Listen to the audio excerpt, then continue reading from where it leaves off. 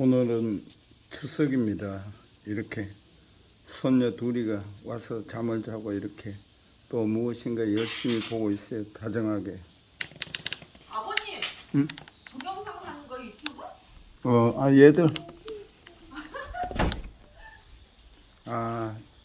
근데 추석이 되어서 오늘 그래도 저희들은 이제 뭐 사남매 중에 다 이렇게 뭐 막내는 서울에 이제 대학생이면서 호텔에 실습 월급 받고 실습하니까 못 오고, 둘째 아들은 손자하고 며느리가 같이 이번에 코로나가 걸려가지고 못 왔습니다. 그런데 요즘 보면은 40대, 50대, 60대 처녀 총각이 뭐 교회 안에서든 밖에든 너무 많아요. 이렇게 들어보면은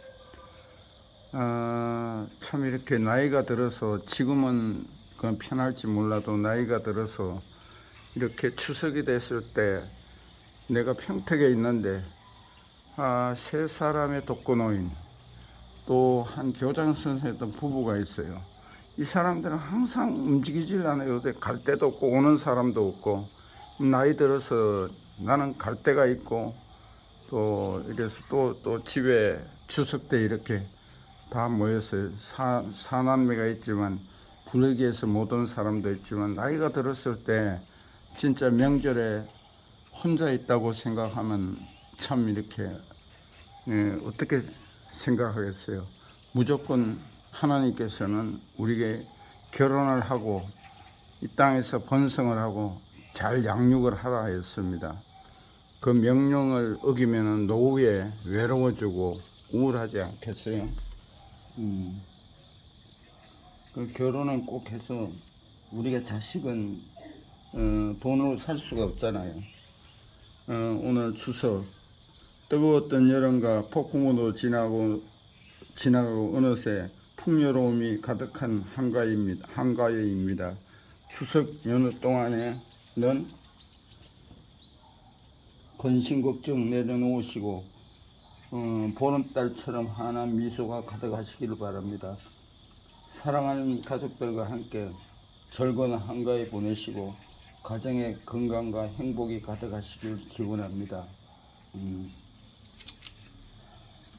또 내용이 헌신의 동기라는 것.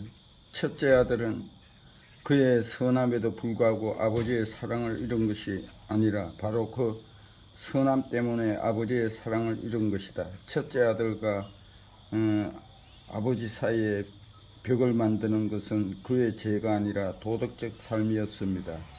팀 켈러 탕부 하나님에 나오는 문장입니다. 탕자의 비유로 잘 알려진 누가복음 15장에서 둘째 아들은 탕자가 돌아와서 아버지가 잔치를 베풀었을 때 첫째 아들은 분노합니다. 그리고 내가 여러 해 아버지를 섬겨 명을 어긴 것이 없거늘 내게는 연소 새끼라도 주어 나와 내 벗으로 즐기게 하신 일이 없더니 원망함입니다. 첫째 아들이 아버지의 말씀에 순종하고 섬긴 이유는 결국 자신의 유익을 취하기 위해서입니다. 이것은 자신의 순종을 대가로 하나님께 흥정하는 행위입니다. 종교는 나의 행위를 통해 신께 보상을 요구하는 것이 아닙니다. 그러나 복음은 하나님이 먼저 나에게 베풀어 주신 은혜와 사랑을 알고 그 은혜에 대한 반응으로 순종하는 것입니다. 오늘 나의 헌신 동기는 무엇입니까? 하나님께 받은 보상입니다. 아니면 하나님을 향한 사랑입니까? 이 첫째 아들은 좀 착했다는 거죠. 치고라는데, 둘째 아들은 망나니로 떠났다가 돌아왔지만 아버지가 반겼다는 거예요. 그래서 우리가 잘못할 수 있어요.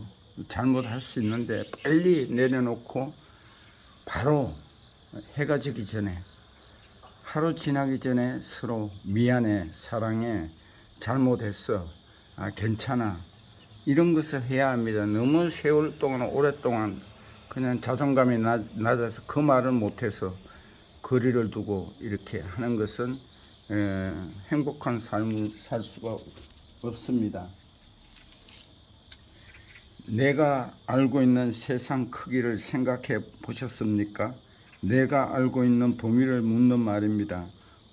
우리는 다른 세계를 경험할 때마다 우물 안에 개구리라는 생각을 하게 됩니다.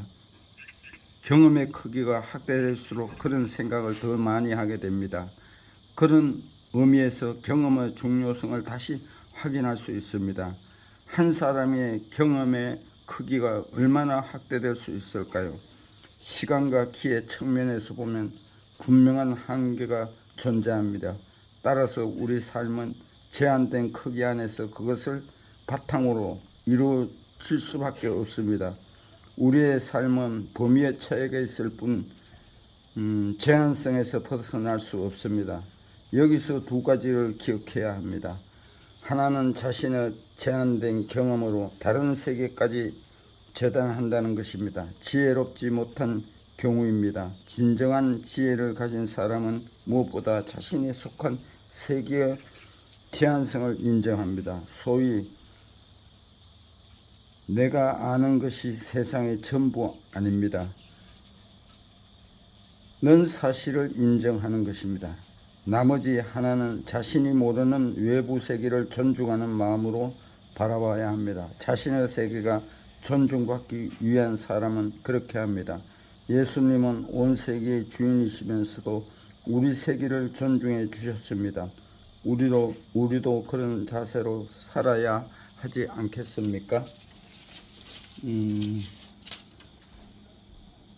귀한 추석에 가족들과 함께 하셔야 합니다. 혼자 이제 나이가 들어서 혼자 살다가 자기가 능력이 있을 때는 편했을지 몰라도 그 행복이 있을 수 없습니다. 더불어서 관계를 유지하면서 살아야 합니다. 결혼도 할까 하고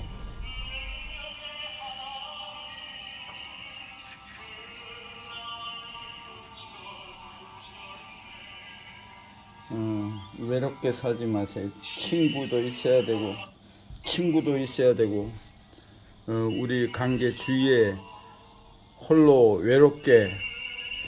간다는 것은 안 됩니다. 내가 베풀고 선함을 가지고 정직하게 살면은 주의가 나에게 다가옵니다. 그들과 행복을 이 땅에서 누리면서 즐기면서 사시는 인생 후반기, 또 젊은 사람들은 열정을 갖고 창의력을 가지고 대한민국을 일으키는 사람이 되면 고맙겠습니다. 추석을 맞이하여 즐기고 건강하세요.